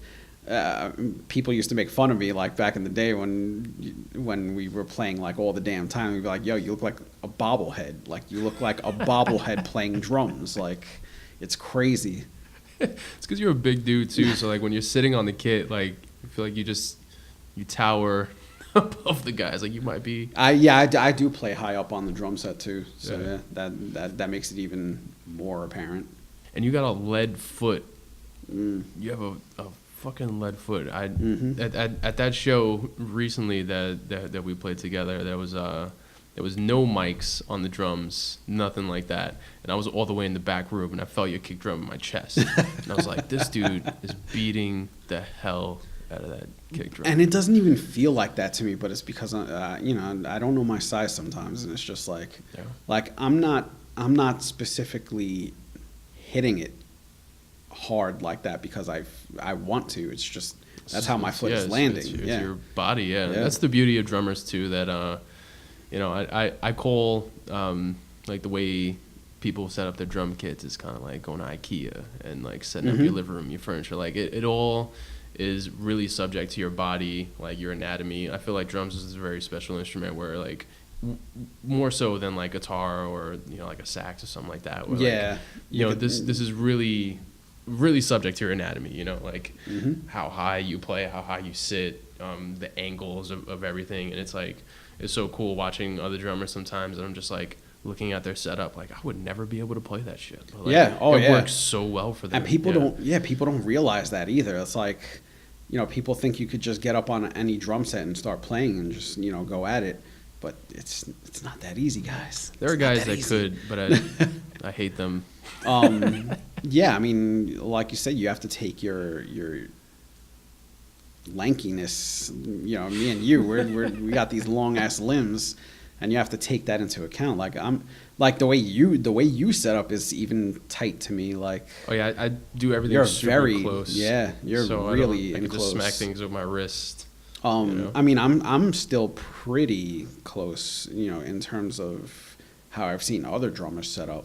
You know, for my frame, I feel like I'm still close. I don't know if anybody else thinks that, but that's how I feel. Because I don't really want to be out, you know, reaching outward because I already have, you know. Yeah, I just want to be able to You're putting your body through hell, especially Right. playing the kind of music that you're playing. If you're doing that for 45 minutes and like reaching out everywhere, you're just really putting there's those stress. shows. Yeah, there's those shows where you know you don't get to set up comfortably and like my China ends up, you know, at a freaking, you know, 195 degree back here, and I'm just like trying to crash on it while I'm playing, and it's just like your arm gets tired being extended like that. Like, you know, I have the ability to, but that's not going to be comfortable. Yeah, hell yeah. So yeah, I've always wanted to ask you too about your toms, because like you got them kind of separated. Like, separated, and That again, I'd watch you and be like, how the fuck does he play like that? But it's clearly working. But so what's the theory behind that? Like the way it looks to me is like you kind of set up like it's a 4-piece, and then you just have that extra tom like kind of off. Well, what it is I don't like with the Tama set. It used to be that my toms were on top of the. They were shallow enough to be together, like on no, they were up on top of the kick. Oh, they're mounted to the bass drum. They were mounted to the top of it. So, but that was a smaller kick also. Like my kick on the DW set is larger. And I didn't want them. It's a beautiful kit he plays too. It's a sparkly red. It's orange. I It's knew you were going to say orange? red too. No, it's Oh, orange. shit. Orange. And my girlfriend's going to watch, no, my fiance is going to watch this and be like, told you it's red. No, like, it's "Huh?" orange. Blood orange.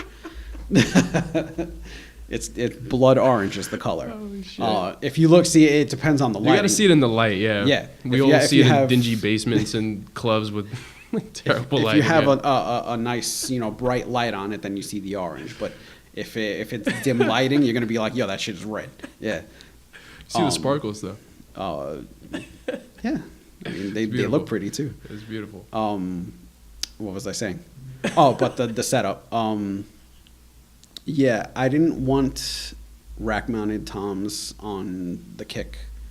I wanted them to be on the stand with, No up holes to in the bass drum. sides. Just Right. want- So when I started setting up the DW, I adjusted it for a while, seeing where it would be comfortable, and that's where it ended up.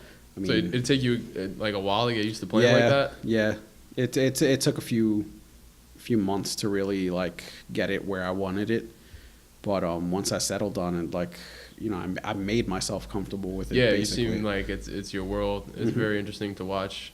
Because if I sat down behind that shit, I'd be like, all right, let's fix this bad boy right here. But yeah, man, they're beautiful drums. Thank you. That kick drum is monster, Thank especially you. with your leg going down on that thing. It's very good, and it definitely cuts through that band, which is obviously It needs very to. loud. Yeah, man. So yeah, man, that's about it. It's a Monday night. I don't want to keep you away from home for too long. But I gave up watching the Mets for this. yo, my man, Yeah. I appreciate that. They probably lost.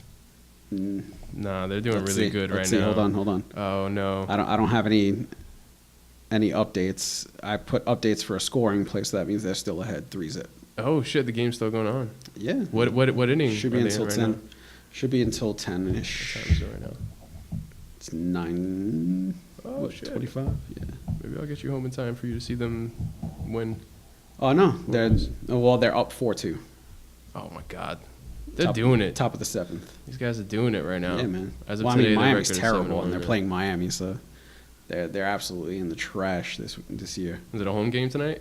No, they're in Miami. Ooh, very nice, very nice. Bases are loaded for Cespedes, so they're gonna score on this one. Cespedes. I love hearing people do the Bob Marley Exodus song with Cespedes' name. That's like, I'm not even a Mets fan, but I love that shit. Talking about Marley, that's another one where I got a lot of my reggae influences. There we go. Who doesn't, right? Yeah. But yeah, Waiting in Vain. That's my jam, man. Nice. That's, I knew there was something, That's man. my Marley jam. I knew Waiting there in was Vain. something. I was like, That'll be playing at my wedding most likely. very nice. Yeah, man. You getting married? You getting married soon? Not soon. It's in the works. Yeah, I mean, my fiance's in. Congratulations, Yeah, thanks. Yeah. She's in college right now, working her way through. You guys have been getting her, together for a while too, right? Yeah, it's almost. Well, I mean, April, so 3.5 years. That's very nice, man. Yeah. That shit is inspiring. I think I said this on one of my last episodes, but I'll say it again, motherfucker. Some of the most inspiring musicians to me are just the family men, the guys that can like go tour and kind of hold it together at home, because that You shit's don't different, realize how difficult that shit is until like you get to that point. Yeah. I mean, I don't have a family, I mean, with my fiance and a child yet, but like, yeah, that's some admirable stuff to have a family like that and then go out and play shows for 150 nights a year. So it's crazy. What's this dude's name? I'm fucking blanking on his name right now. He's on like hundreds of records though. Josh Freese. Oh, that's one of my favorite drummers, man. Dude, and Yeah. he's like, he tours with like every goddamn band that you know. Yep. Has recorded records with every band that you probably know.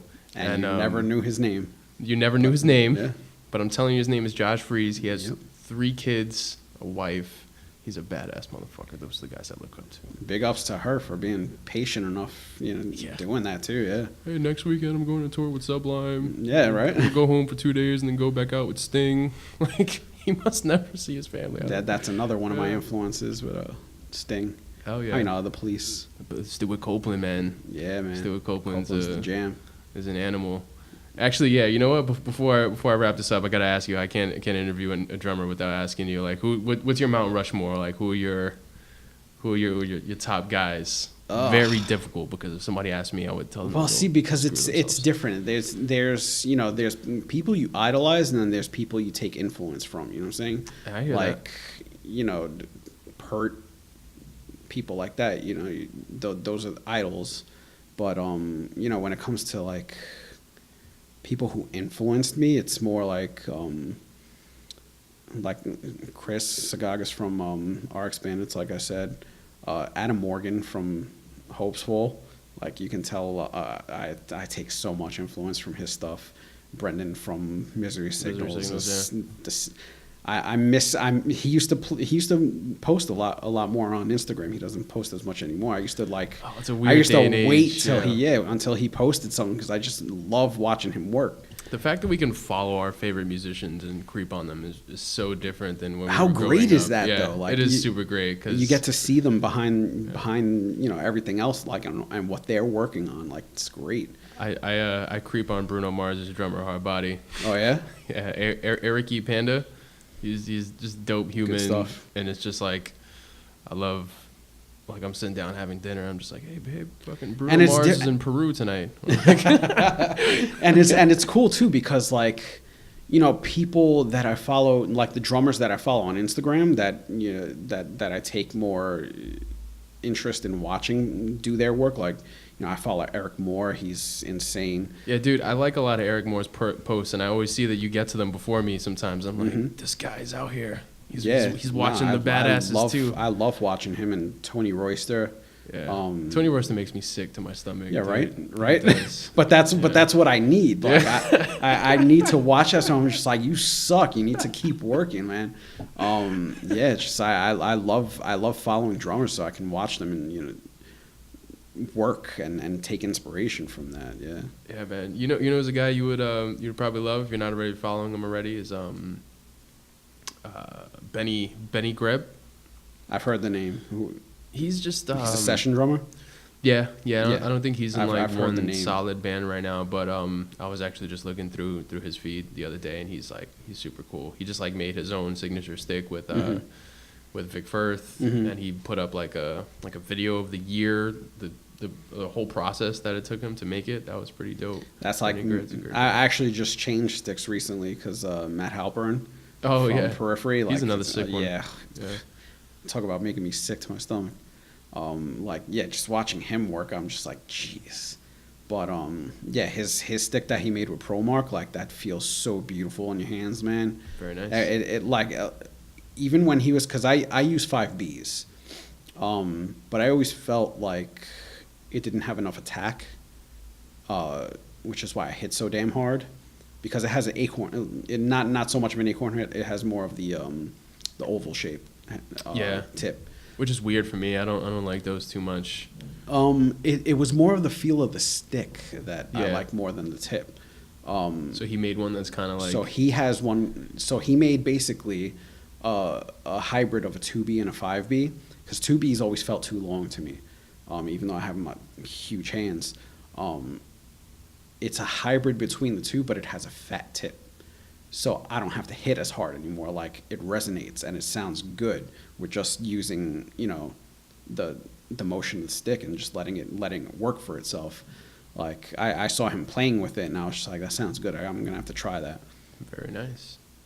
I bought a pair, and I started playing with it, and I was just like, yeah, I'm done. That's my stick. That's my go-to. The Matt Halpern. Oh yeah. Really, huh? Oh, they feel so good. Shit, man. I've always been very hesitant to get into like a signature stick, because I'm afraid one day they'll just disappear. That is a concern. The dude drops off the face of the planet, and then you've gotten so used to this one stick, and then Well, I You know mean, what I mean? yeah, you have to adjust. Just like Yeah. I mean, but the 5Bs aren't going anywhere. It's just the tip on the 5B is the only issue that I really had with it. So, Right. I but used to always think that that 5Bs were like, fat.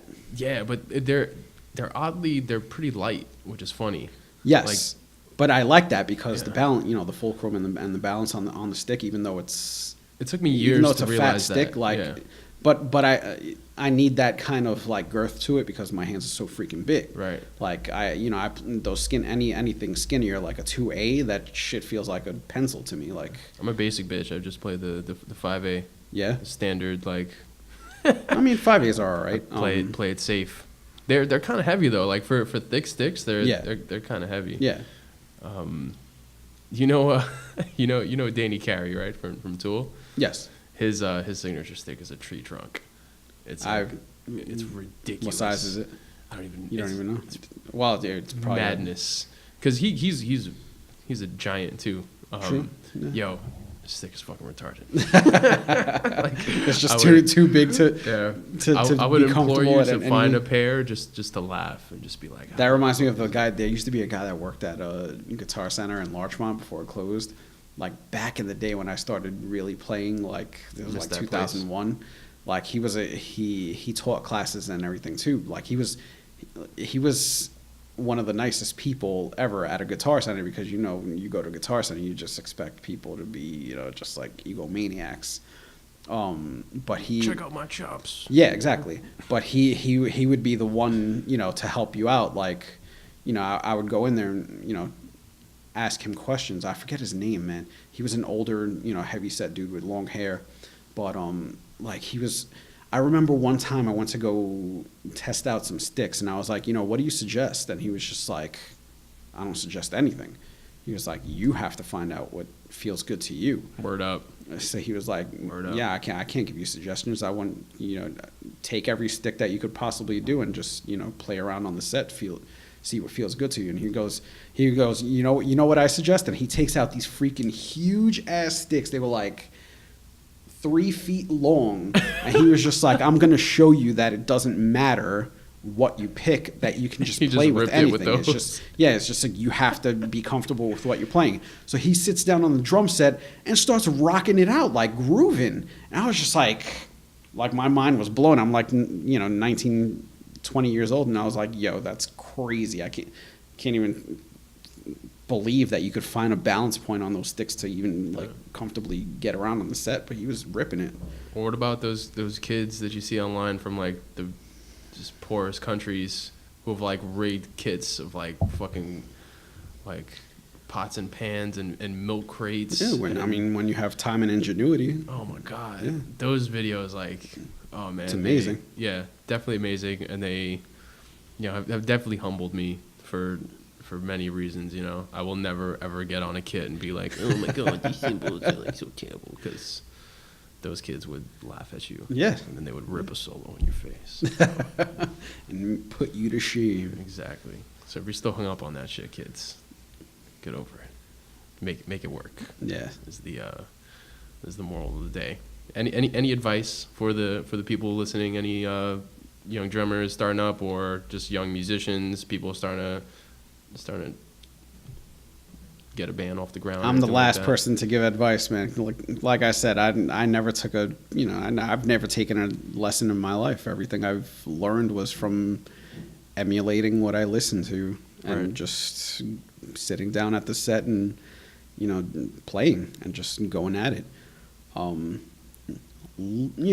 mean, at least I watched videos.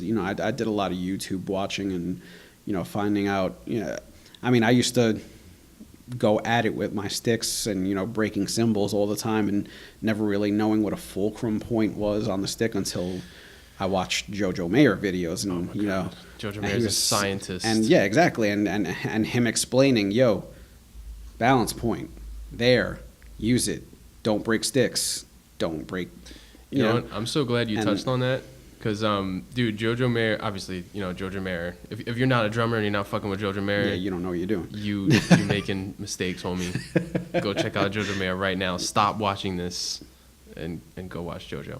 But and he does those break beats, which I'm Insane. Yeah. I just bought a little pocket snare on the side, and I'm like on my baby crawling steps with the jungle stuff, but I'm getting into that now. But JoJo put me through a whole year of that, actually, where I bought one of his DVDs and I was rediscovering how you play, right? Dude, I literally and I say this to people a lot because it was such an important year for me, but like I literally had been playing drums for like a decade already, and then I had to stop everything I was doing and reteach myself how to hold sticks, bro. That's exactly and it how took I me felt. Forever. Exactly. Yeah. And I was just like, because I used to, when I played, if you like, even if you see, older pictures, like the picture of me playing that I just posted, like Throwback Thursday one, I used to hold my sticks at like the extreme just bottom. gripping them. Yeah, and just using my my fingertips to really like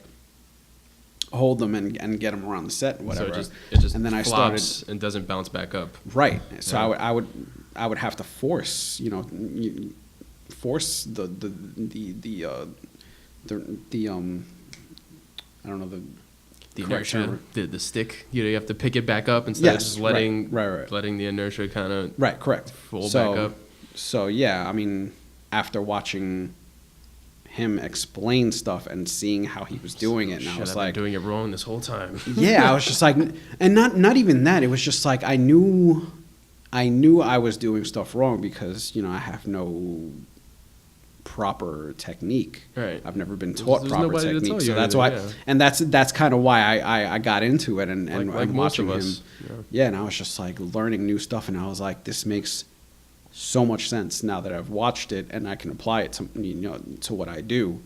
And it just changed how I played. Like So you're not cracking cymbals now anymore? I still do, because you still again, there's the adrenaline that comes into play, and everything you try to put into practice just goes out the window, and you start just beating down on your. The nature of kit, the music but- you guys play too, as well. Like you guys have to crash on crashes and Chinas. Yeah. And Yeah, I mean, but I put all that into effect, during practice. And I mean, in some aspects, I do, tone it down and hone it, bring it back and realize that I need to be doing things this way, even when we're playing live. Like, I try to, when I'm playing, I'm just so in my head most of the time, like trying to remind myself to do things certain ways sometimes that, I lose. Yeah. You can see I zone out sometimes. But I have to remind myself that there's people out in front of me, and I should, kind of take that in as well, and appreciate that. But sometimes I'm just like, I'm in my head counting stuff, and I'm the playing. Locomotive, man, like, the mind, yeah. Yeah. Sometimes you gotta tell that voice to take a back seat and just enjoy what you're doing, and that's when it really clicks. But yeah, man, I'm so glad you said that, because that was a really rough time for me. I was feeling it, and I also I took off my double kick actually, and I started playing for the single. Yeah. I was thinking about that too. I was like, should I do that? But I was at that point. I wasn't practicing enough to really, put that into effect. But I would see guys like Eric Moore, and they would just make me fucking sick, and I'd be like, oh my god.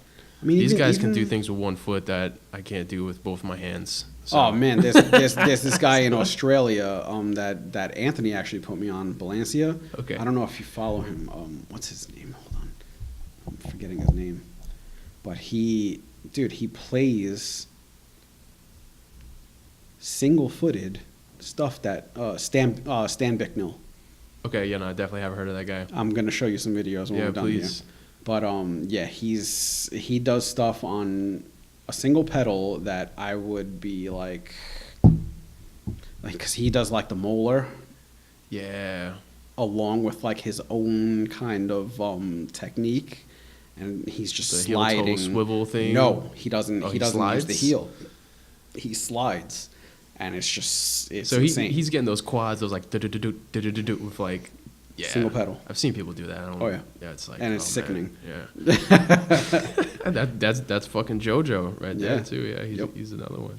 Matt Halpern has a good technique for not cracking cymbals too. He cuts his cymbals, like instead of going That- straight onto it, he chops them from the side, like kind of like you're cutting a cake. Instead of just a yep. straight on, you know. If you see, I put that into effect live a lot of times now. Like Good. when Yeah. I'm just enjoying myself, like you'll actually see it come out, and I'm like, Yeah, just swaying. yeah. I'm just instead of crashing down on it, you'll just see me like keeps side you in to the side. groove a little Yeah. bit more too. You know what I mean? You're just Yeah. like, See, after seeing that, I put that into practice as well.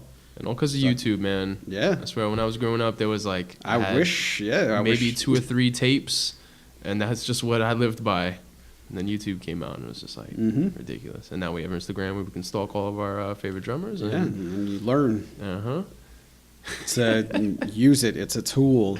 Yes, please. That's why I think a lot of the young musicians and, just beyond drummers, just the young musicians now, they have so much more at their disposal because Oh, yeah. they can see that things that they think in their head are unachievable are actually very much possible, and people can do it and do it well. And then B, they have all the people that are willing to teach them the shit. So And even, It's amazing, yeah. I mean, again, I started when I was 17. It's not like, I grew up playing drums. I mean, thankfully I got as, competent as I was able to you in got a short pretty time. fucking good, man. You got Thank pretty you. fucking Thank good. you. I don't toot my own horn because, like I said, I don't even know standard, Right, but I mean, a lot of us don't, and I don't. I mean, I don't read music. I just I mean, to this day, I still, my left hand still sucks compared to my right, and I still, I'm still going with the doing the paradiddles and working on ghost notes with my left hand, and still trying to get that out, and it's always a work in progress. Even at 36 years old, I'm still, work in progress. there's always something to do. I mean, if you're not getting better, you're really getting worse. Yeah. Is what I tell people. Like I can't settle myself. I can't settle for being stagnant, man. Like if I feel like I haven't learned something new in a week or pushed myself a little bit to do something new and uncomfortable, then I'm like actually getting worse. And I keep that mentality going. And it's weird, man. I feel like I'm a chameleon most times because my drumming changes from year to year. Yeah. Like I'm never really the same drummer for long. I mean, I have some like signature things that I'll never break, but like, like I said, I started out as a metal drummer, then I broke away from the double pedal where like now if I put on a double pedal, like I could do some shit, but it wouldn't be like what it was, right now I'm you're speaking of JoJo, I'm trying to bust out all those jungle chops, trying to incorporate that in there a little bit. Really been getting into like trap music and like how to play those beats, but like on a kit. Well, Right.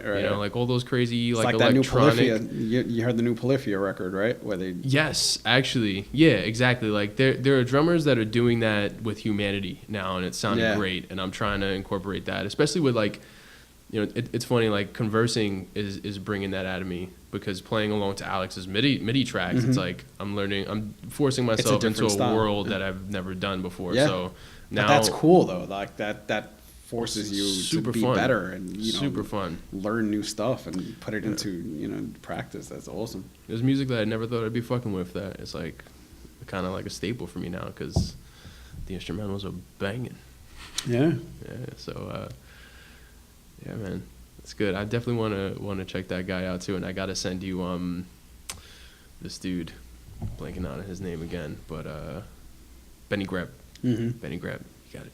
You're gonna love this guy. I'm sure I will, and I'm sure I'll be sick to my stomach, and Now he's then press the follow he's not button like a and Tony see him Royster guy. Watch him every day. He's more like a tasteful dude. I don't know. He'll make you feel happy about yourself. Just like, damn, I want to groove like that. Like he's got those chops, but I don't know. You watch Tony and you're just like, why, dude? Why? Stop. Yep. Please. Yep. But yeah, man. So, this definitely will not be the last time we do this. You want to say any last words to the people? Well, we're working on the new record, so again, it's the silence you keep the quiet you keep from company, and we'll be in the studio very shortly, hopefully within a month. Start working on that, and pick it up. lot of punk rock still left in us, even though we're old. Nice. Yeah, you guys got to check Daly's out once they start gigging again. It's definitely a sight to see. If you've never seen it before, you'll definitely be like, what the fuck? But if not, and if you're a regular, then yeah, I'll probably see you at the show. So yeah, man. Follow Daly's on Instagram and the Book of Faces. In Twitter. You guys are on Twitter? Yeah. Anything else? Am I missing? You guys are on Spotify too. Check their shit out on Spotify. Spotify, Bandcamp.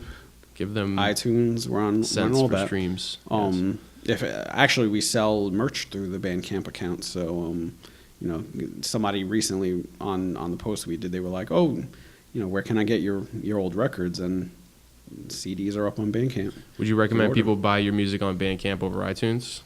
No, doesn't matter. No, doesn't matter. Okay. I mean, the hard copy you can order through Bandcamp. That's what I'm saying. Right. So, yeah. I mean, do you guys have any hard copies left of from those days? Yep. Yes. Yo, get yourself a hard copy. Yep. I got one. It's cool. They have like booklets, kind of like how they used to when do back the in artwork day. used to mean something. Yeah. Precisely. They still got those guys. Yeah. So we're actually foregoing that for the new presses. We're because nobody wants CDs anymore. You know. Yeah. It's all digital, so it's the dying medium. It'll be yeah, it is. Vinyl's actually more exactly, right but now. that's exactly what I was gonna say. We're actually gonna do a vinyl pressing. Hell yeah! Because we're going back in time now, and vinyls. Got my record player right there, man. I'll cop one for sure. It's a more popular medium now than the CDs. So we're gonna do a digital release and then print up a limited run of the vinyl. That is great news. Yeah. All right, guys. Well, you heard it here. Check these guys out. All right. This is my man Quest. It's been good. And, yeah, I can't believe I'm going to say this, but hopefully for your sake, the Mets won tonight. We're on the way. We're on the way.